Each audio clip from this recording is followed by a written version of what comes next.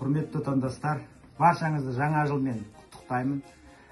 Сіздерге зор денсаулық, мол бақыт, қажымас қайрат, жанұяларыңда бақыт тілеймін.